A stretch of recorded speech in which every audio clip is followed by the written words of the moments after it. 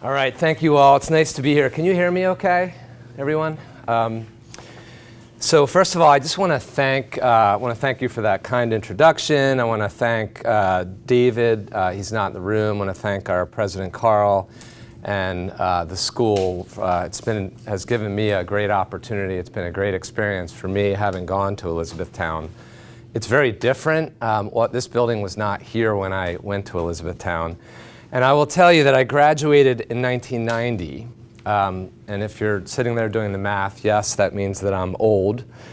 I also just came from Detroit this morning, so I've had a long morning. I rose at 4 o'clock in the morning, had to fly through Dulles, up to Harrisburg, and then I took a car over here. So that is not atypical for my type of life to do that every week or two. So I thought today, was just kind of thinking about what should I talk to you all about, and what's interesting to you, and what do you care about? And I tried to think to myself, when I was in your shoes, what did I care about? What did I want to hear? And so I'm not sure that I have the answer to that. You may be different from how I was when I was in college. So I'd like to keep this interactive. Please ask questions along the way. I think the more interaction, the better. Then I can address things that are more relevant for you. I did think I'll just go through my background, kind of talk about how I got into the role that I'm currently in. And then I thought I would pivot and give you a couple of key things, really several key things that I think if I had a mentor looking back when I was in your seat, if someone would have told me this, it would have been helpful to me. So I'll go through that list. So first of all, on my background, I am married. I have 3 boys, 5, 8, and 16, and they're terrific kids. My 8-year-old is our challenge. You always get one, so he's the guy. My wife has a wonderful career and is very busy. And with my travel schedule, which is probably about 3.5 days a week, we have very busy lives. We have a lot of family help, and we have a nanny. And we live in Baltimore, the Baltimore area, Towson, if you all know that. I work out of downtown Baltimore in the Harbor East area. We have a Legg Mason building. That's the company I work for. And I really have 3 different offices. I have an office in Baltimore, an office in New York, which is in Manhattan, and then an office in Stamford, Connecticut. And so let me just tell you a little bit about, first I'll tell you my role now, and then I'll kind of tell you a little bit about my company, and then I'll back up and go through how I got to this position. So I'm going to kind of switch around the order a little bit.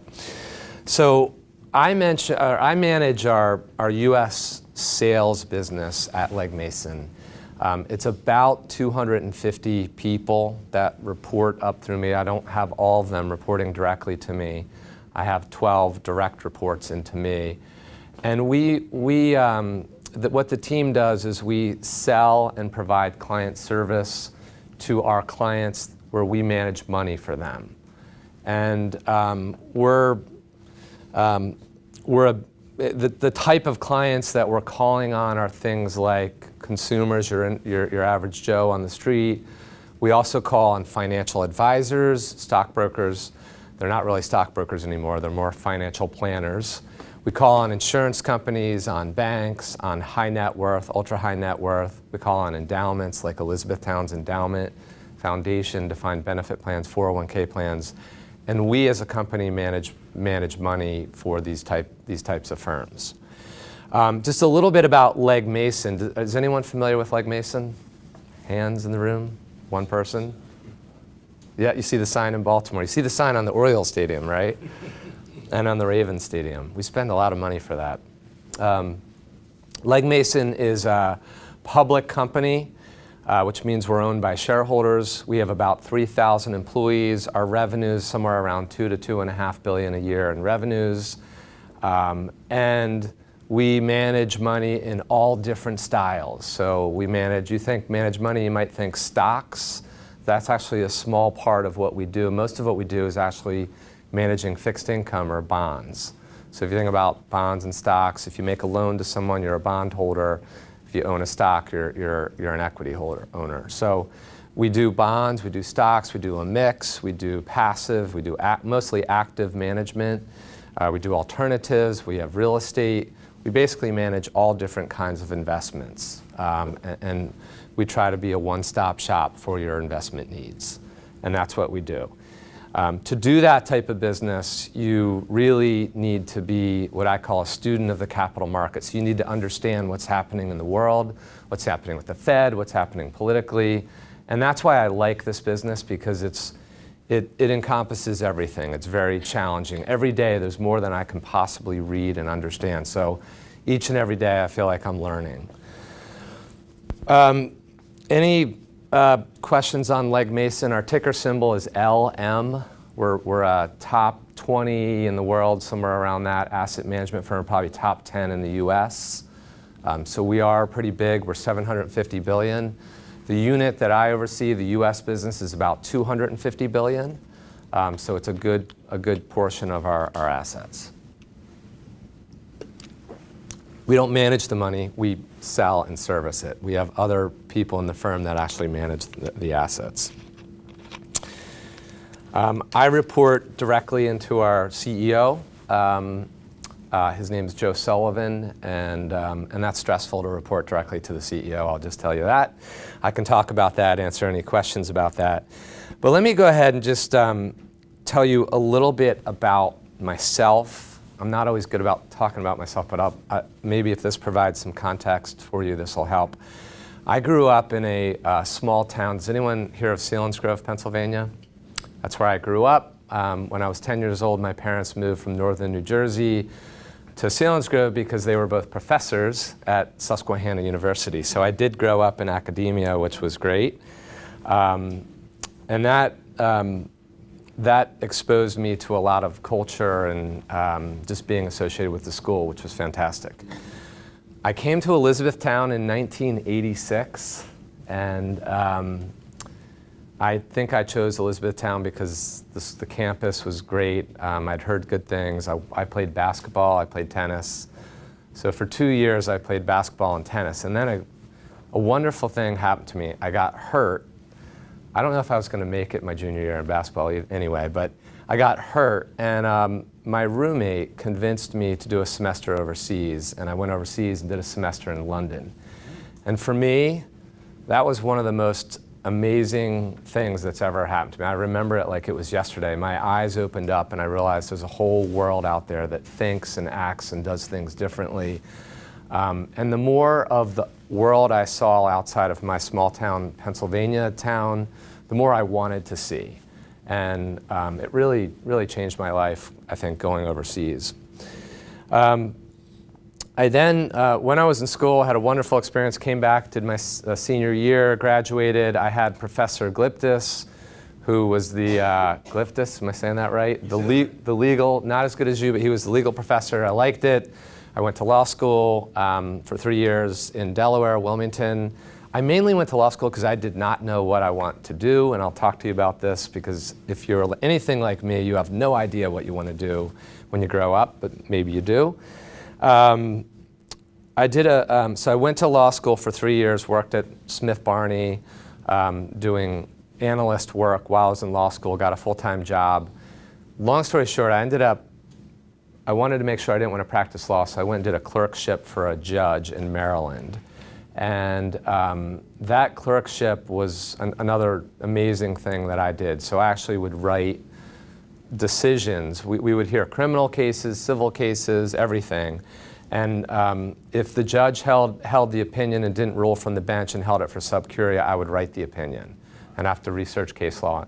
And 6 months into the job, he stopped deciding the cases and he let me decide the cases. I would just write it, decide it, and he would read it and then sign it. Occasionally he would disagree, but I was basically acting as a judge on the less important stuff, which was really neat.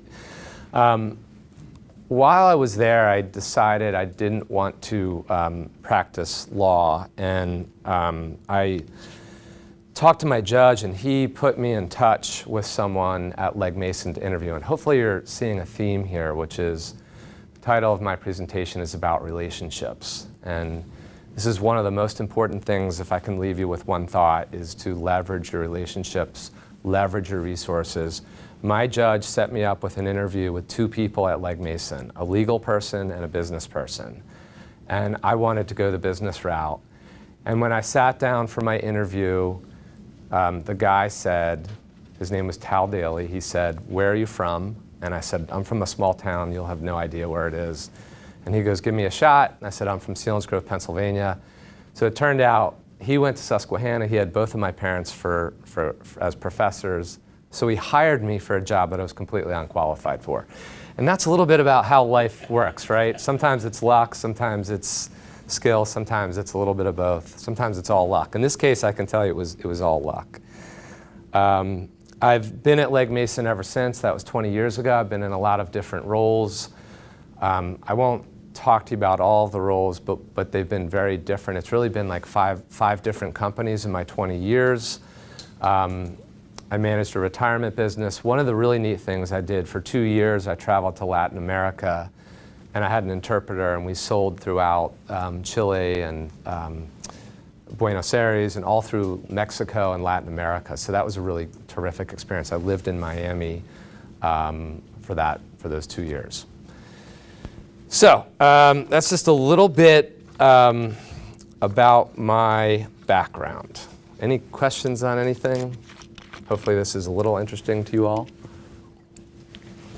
All right, so you might say, so what?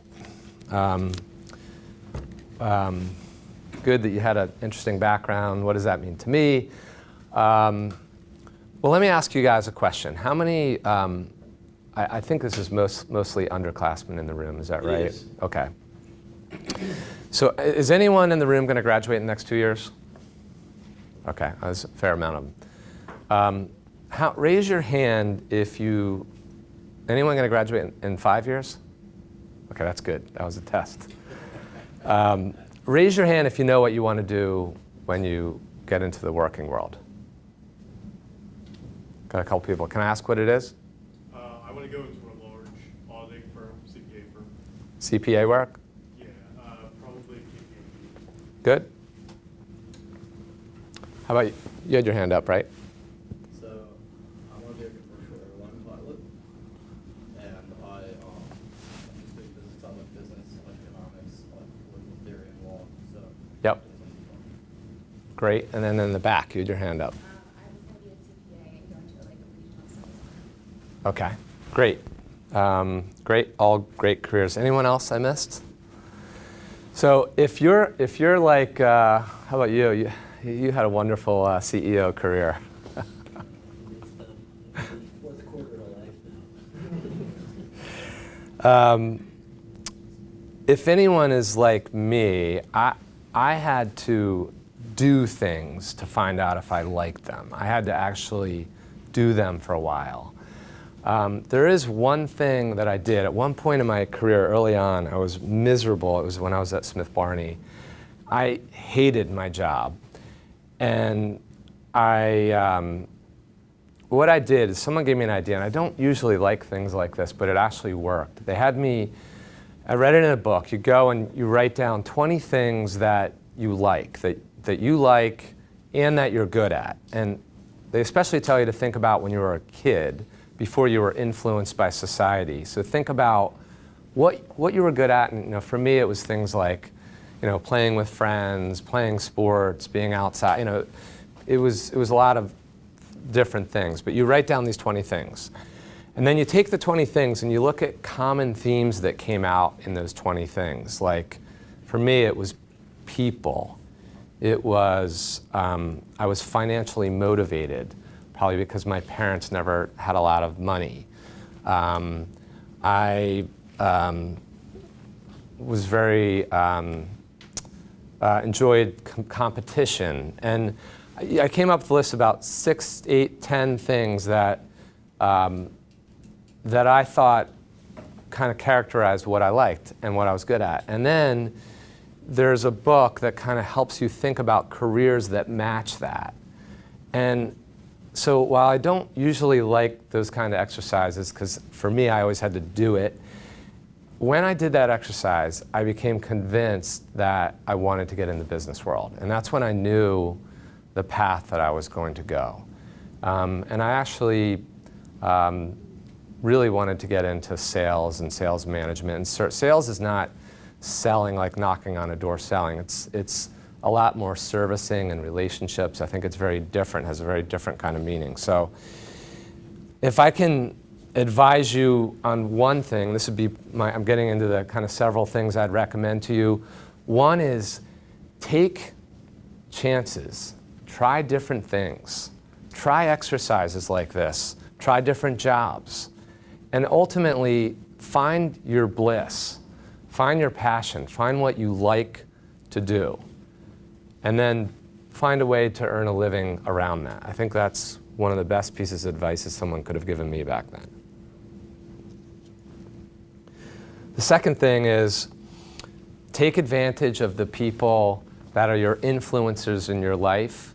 And I'm thinking about things like your parents. Like for me, my parents were such an incredible influence on me as professors and teachers. My professor here, Dr. Trossel, wonderful man. He, to this day, probably has no idea how much he influenced me to be interested in the markets, because we used to do a stock market game. I'll never forget the stock market game. Friends, I mentioned my friend that convinced me to do the semester overseas, managers, coaches. And by the way, managers is a really good one, or your guidance counselor here at school. But when you get into the work world, you're going to have managers you don't like and managers you do like. I have quite frankly learned a lot more from managers that I don't like, people that I learned what not to do a lot, and that's important. And sometimes I don't like them, but they're very good and very effective. And so, so I would just encourage you to leverage these people. A lot of these people care about you, and they're there for you. Let me make sure I didn't miss anything. Oh, I had another professor. This is a good story. This is interesting. I had a scholarship while I was here, but I had to maintain a certain grade point average, and it dropped below it my last semester, which means I had to pay for tuition. And this would never happen today. I called the professor up. I think I had a B- or something, and I said, is there any way you can change it to a B? Because I figured out my average would go up, and he changed my grade for me. So take advantage of the relationships that you have. That wouldn't happen today, would it? Now you're going to get calls asking you to change the grade. All right, thirdly, be comfortable being uncomfortable. Push yourself to do things that you're not comfortable with. I actually really don't like public speaking. So I make myself do things like this. I have to do it a lot at work, so I just have to get over it. But make yourself do things that challenge yourself. My CEO says this to us every day, get comfortable being uncomfortable. And he's talking about disruption in our business, which I can talk about too. I mentioned relationships, but this is kind of a different kind of relationships, which is the next one. How many people here use social media in some format? How many people are on Facebook? Just keep your hand up if you. How about Twitter? Snapchat? LinkedIn? Is anyone on LinkedIn? Okay, good. So these are great outlets, right? Just be careful, because this is a really interesting divide that's happening from generation to generation. I go home, my biggest battle with my 3 boys is getting them off electronics. And I worry that we've gotten so into social media that the interpersonal skills and relationships are missing. And I'm telling you, they are the things that are going to help you get the job that you want, the relationship you want. So just be careful with social media. It's a great resource, but focus on person-to-person, face-to-face meetings and interaction. One of the things I'll just tell you about technology, in my industry right now, we're going through a major change. There's threat of disruption where our industry essentially may not look what it looks like in the future. Hope he wasn't upset about my social media comment. There is a lot fear. There's a lot of fear that computers will take over how to manage money, or they will take over an advisor's role. An advisor's there to provide investment advice or estate advice or tax advice. There is a big fear that you've all heard of robo-advisors. Robo, which is technology, will take over the advice. They will provide better advice. Or technology can actually manage money. You can run programs that are automated through a computer that can manage your money for you. And if you really go down this path, it can be worrisome, right? Like I think about Google, in the Google campus and in that area, you see all kinds of cars driving around without drivers. And you start to wonder, what's the role of a human being in the future if you take over technology?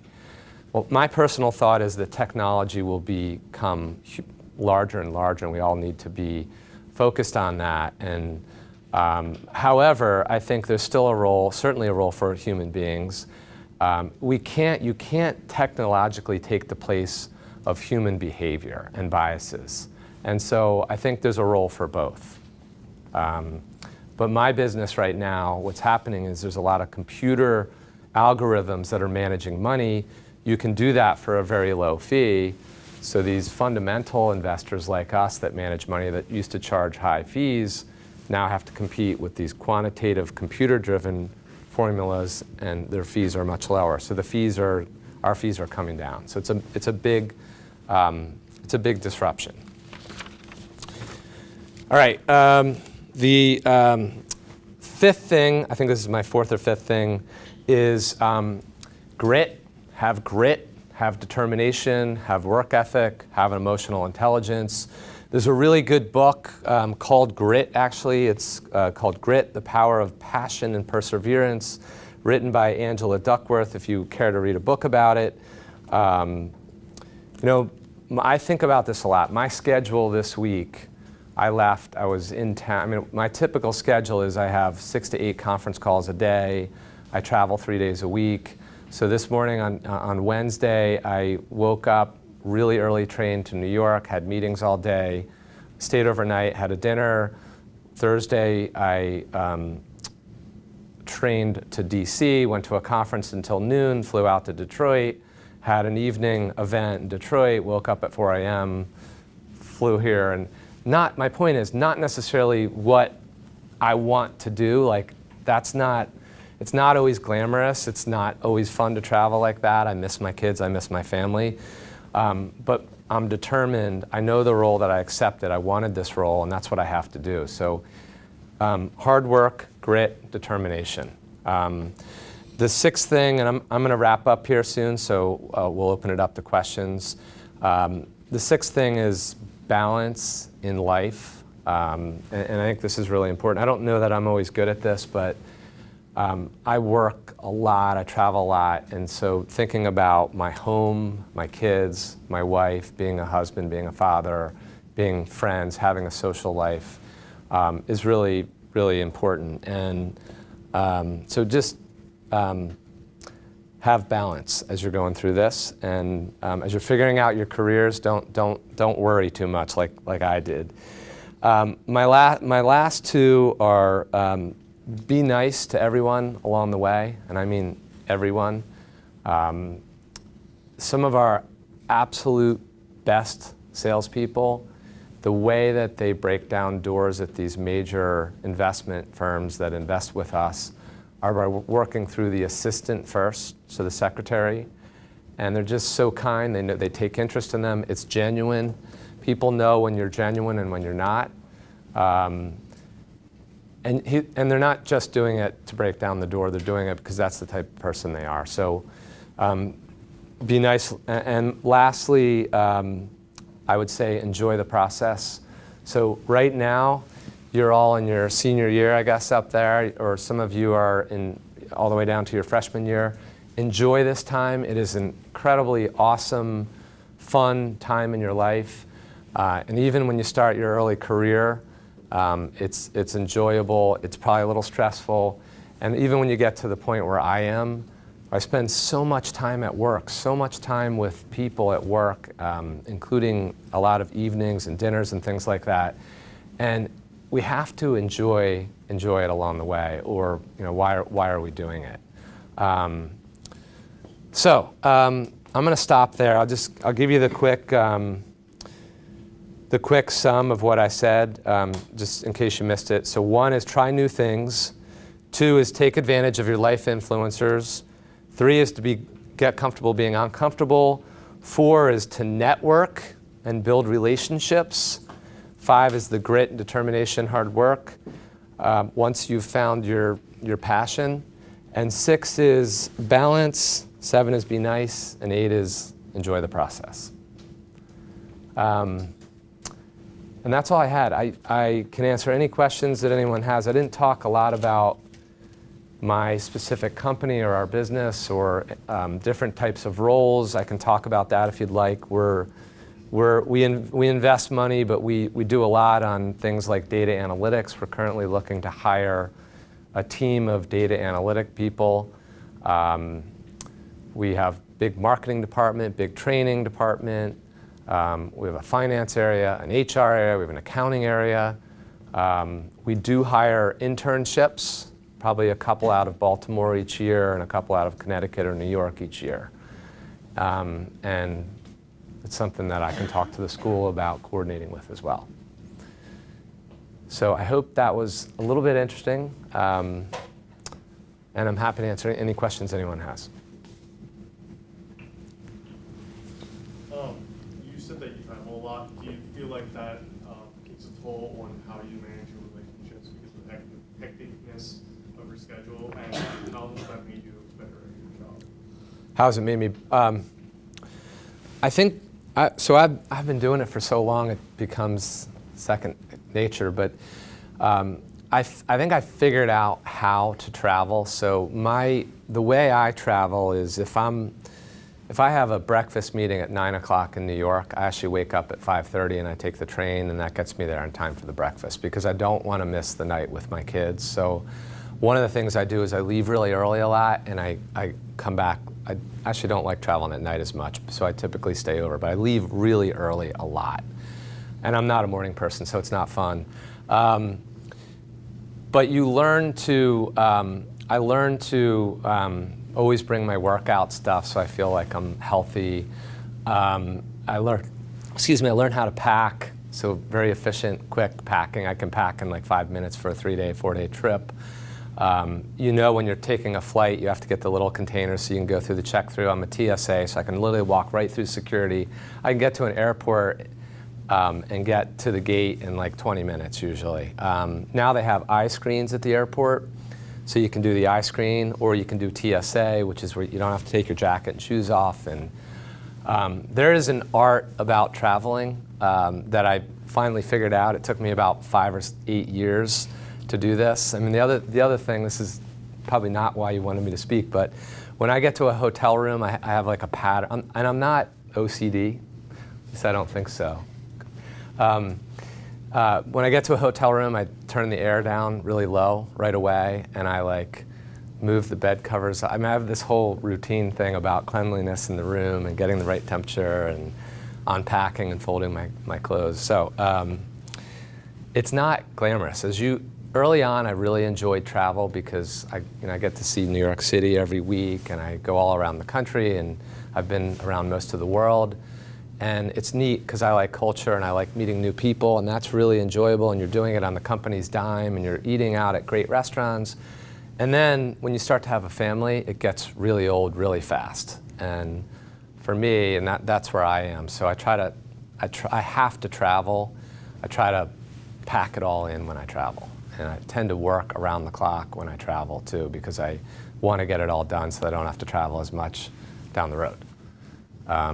So I think it's made me better because I've figured out how to do it. And the other thing I do is I call home every day and talk to I have a 5-year-old and an 8-year-old and a 16-year-old. I talk to talk to all of them usually at least once a day when I travel. So, and my wife, although she doesn't like to talk to me always, but that's a different issue. What else?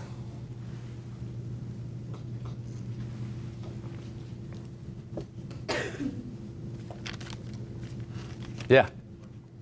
So you said that you have had a lot of bad managers that you've learned from. How do you work with them without being less efficient? Yeah, so how do you work with them without losing the efficiency of having a good manager? Without losing the efficiency of. So if you have a good manager, it's usually easier to be a better worker. How do you Oh, yeah. stay efficient when you have a bad manager? Well, sometimes you just have to accept that you're not going to agree. And look, early on in my career, I thought I knew everything, and I didn't. And so you have to have some sense of what you know and what you don't. So I think at some point you just have to buy into what they're having you do, or you have to understand that that's just what you have to do right now. And if you mentally get to that point, then it makes it more bearable. But you can also learn things that, when you look back, that you wouldn't do if you got into that position. And that's kind of the way I've looked at it. So if you look at everything as a learning experience, really don't like my boss, and he makes me give him a call every morning at 8 o'clock, and it's a learning experience, though. And if you look at it the right way, it's how you look at it, not the actual reality of it, I think. I'll tell you just a few other days. We start our day every morning with a 7:30 call at my company. That doesn't sound fun, but what we do is we typically have an update on the market, so we'll know what's happening in the U.S., in Asia, and Europe. Someone will give kind of a quick update on what's happening in the equity markets. And then we have one of our investment managers give an update on their portfolio, whether it's real estate or non-U.S. stocks or emerging market or fixed income. And it's usually a half hour.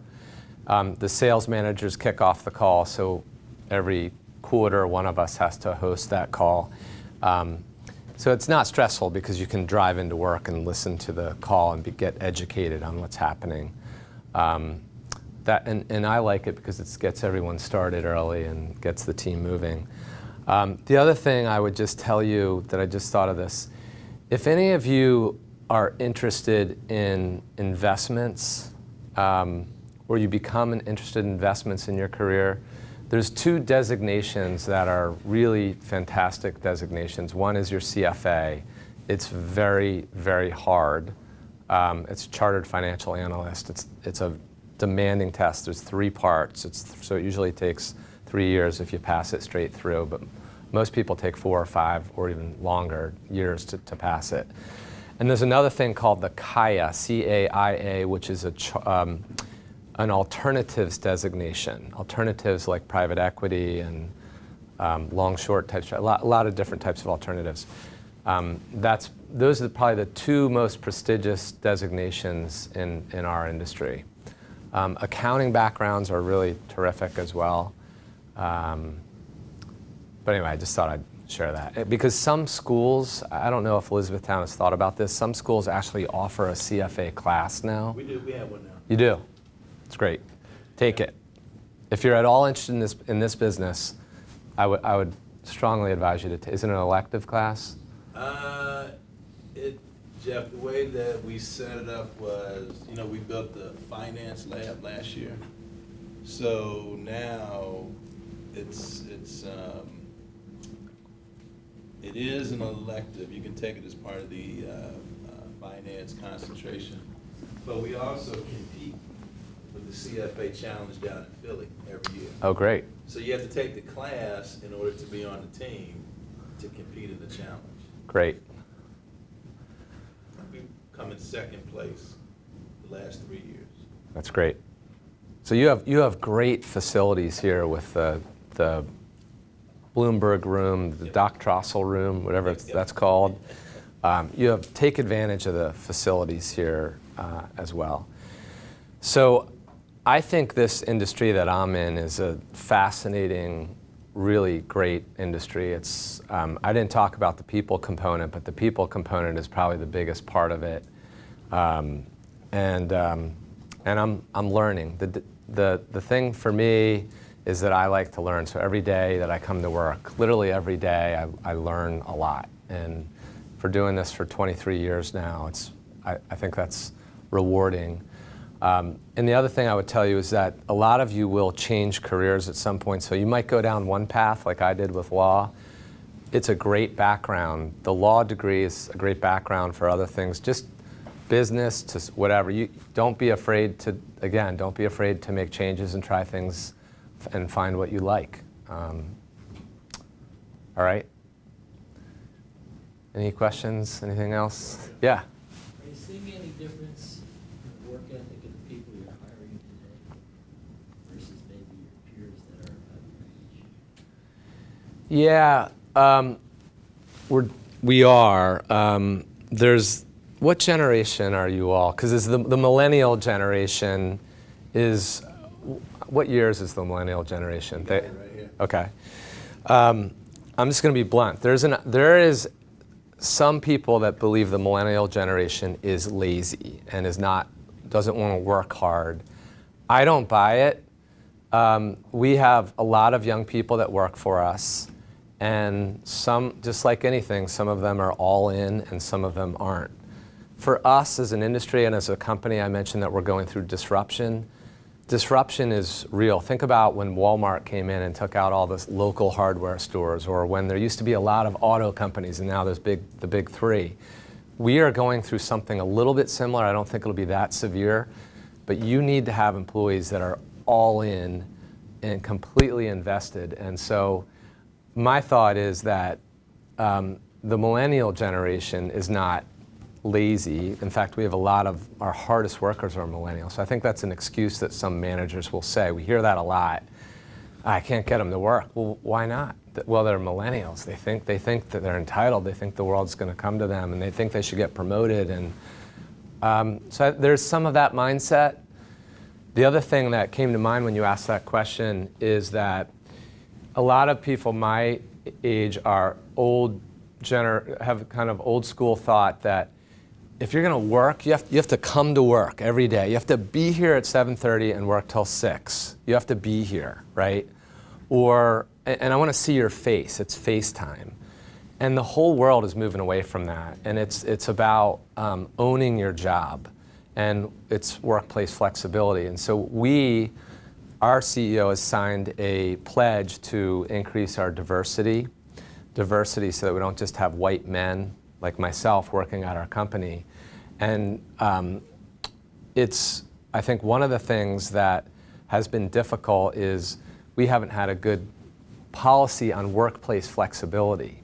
So if we're more flexible, we're going to attract more working parents. And so we're trying to be a leader, because my industry is kind of this old, stodgy, white guy industry reputation, and that's not a good business. A good business is when you have diversity of backgrounds, diversity of race, diversity of gender, and that's more representative of what America is and what the world is. So we're committed to doing that. I think one of the things that will help us do that is workplace flexibility. So we are letting people work from home. The other thing is that traffic has gotten terrible. So even in Baltimore, which is not a big city, it can take an hour to drive into work. So why do we want employees in the car for an hour? So we're doing staggered hours. We're letting people work from home more. It does depend on the job a little. There's certain jobs where you have to be there, but a lot more flexibility is the other big change, and that affects our hiring demographics too. Yep. How about the impact of globalization in your kind of work? Yeah, so the impact of globalization, extremely important. We are a global firm. 1/3 of our assets are managed for clients overseas. You can't manage money for US clients without having a global perspective. But we are doing things quite differently. So, for example, we cover firms you may know like Merrill Lynch and Morgan Stanley. They're some of our biggest relationships. Or UBS. Take UBS, big $7,000 broker firm here in the US. They're based in Switzerland. They have a massive operation in Switzerland. And so we are putting a global head of that relationship that covers the world now. So we're moving away from regional coverage and regional approaches. And even the way we approach that firm is different. We don't approach them with, here's here's what we're doing with you in the US. It's here's what we're doing with you in the US, here's what we're doing in Switzerland, here's what we're doing in Asia, Australia, Japan, here's our overall business. And so the globalization is a huge focus for us and a lot of firms today.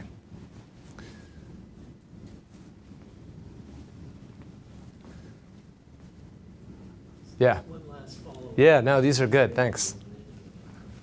In hearing Jeff's lifestyle, how much he works and how much he travels, how many of you would be turned off by that type of lifestyle? It's not interesting.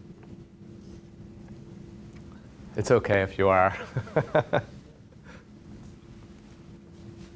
Everybody would be willing to work that type of lifestyle and those kind of hours of travel if the rewards were there on the other side.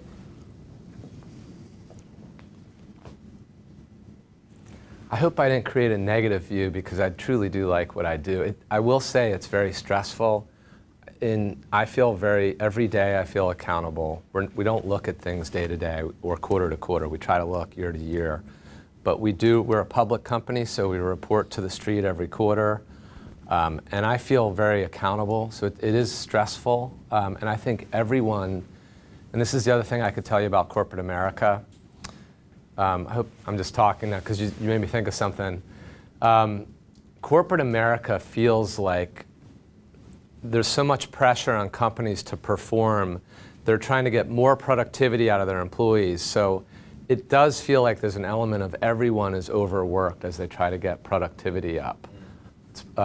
It's almost like working at a really large law firm. You have to bill a certain amount of hours. I mean, and the other thing is the email traffic is hard to keep up with. I'll walk out of this room and I'll have 40 emails that are unread that I have to respond to, and that's typical for a lot of people. And it's so that it is very busy. We have to figure out a way to stop sending so much electronic communication unless it's relevant. Like you're starting to see firms send things like, you can't say thank you. Like if someone writes up a note and then someone writes thank you back to the whole chain, that's like a wasteful email because you might be traveling and click on it, get stuck, and then it wastes a minute. And if you add 10 of them a day, it adds up. So there's little things like that happening to make it more efficient, but it's still a problem. But anyway, I hope I didn't make a negative case for this business. I really, really enjoy it. And I think you get to a point where you figure out to manage it and have balance and have a good home life as well. Not all people travel like I do, by the way. A lot of our salespeople are local. They sleep in their bed every night. They might go around to just different local offices, but they do sleep in their bed. Can you talk a little bit about internships and how they could use the internship because you had talked about leveraging relationships. Yeah. Just maybe you can give them some advice on why internships are good and then how that could be leveraged into some other opportunities. Yeah. So the internships are typically for a semester, so part-time, like 10 or 20 hours for a week for a semester, or a summer, or even a winter break. Do you have winter break? Mm-hmm. And oftentimes those internships, they tend to go to juniors or seniors, and we often hire them back full-time. So it's kind of our way to test the employee out. And if we like them, then we're always kind of thinking this is someone we might potentially hire. And they're real work. So we not only give them real work, we let them sit in on any meetings that they want to sit in on so they can get exposure to all different parts of the business. You might come to an internship for us in sales and find you want to do the data work. You want to do more data work or marketing work. So we'll give you exposure to different parts of the firm. So it's almost like and this is, I think, for me, this is one of the best things because it's very practical, it's hands-on, you get a real feel for what you like. You might not like it too, which is good to know, and then you take your career in a different direction. And I understand you do a lot with Hershey, right, which is great. Mm-hmm. I did a lot with what's the other? I had an internship here with a firm in Harrisburg. I'm forgetting their name now. AMP. Yeah, oh, yeah. AMP too. Yeah. And I didn't like it, so I was like, I don't think I want to do business. But then I came back around. So. Any other questions? No other questions? All right. Thank you all. Enjoy your time at Elizabethtown.